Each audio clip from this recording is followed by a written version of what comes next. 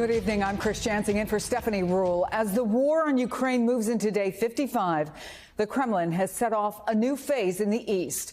Ukrainian President Volodymyr Zelensky says Russia's large-scale offensive is underway. The battle for Donbass has begun. Zelensky made clear no matter how many Russian soldiers are sent to the area, quote, we will be fighting. Meanwhile, Russia has continued hitting targets across the country. At least 7 people were killed in Lviv, the western city that had become a safe haven for displaced civilians. NBC's Matt Bradley brings us the latest from Kyiv. Russia striking hundreds of targets overnight, among them the northeastern city of Kharkiv. This woman mourning her slain father.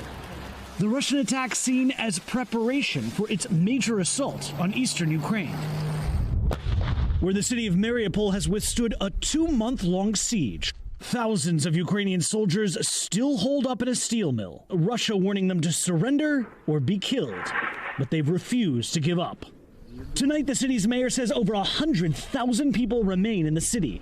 Ilya is among those who fled a few weeks ago, but his mother would not leave. He's not heard from her since, though a neighbor has said she's still alive. I hope and I know that my mom will be all right, and we will celebrate our victory when this all ends, and we will win. I know that. But Russian President Vladimir Putin also confident of victory over Western sanctions, today insisting they've failed. Russia has withstood this unprecedented pressure, he said. Russian ground troops retreated from western Ukraine weeks ago. But in the Kyiv suburb of Irpin, the heartbreaking toll they left behind is still felt.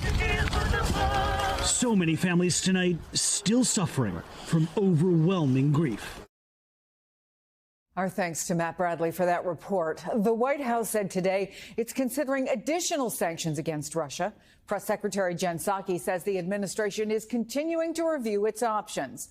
And the U.S. will soon begin training Ukrainians on using howitzer artillery systems, powerful weaponry that was part of the president's latest round of military aid to help Ukraine. The Pentagon says this could all happen quickly.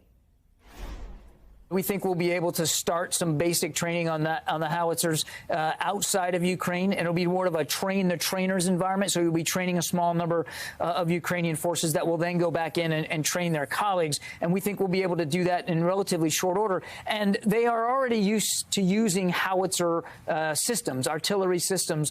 So this one won't take that long to train them.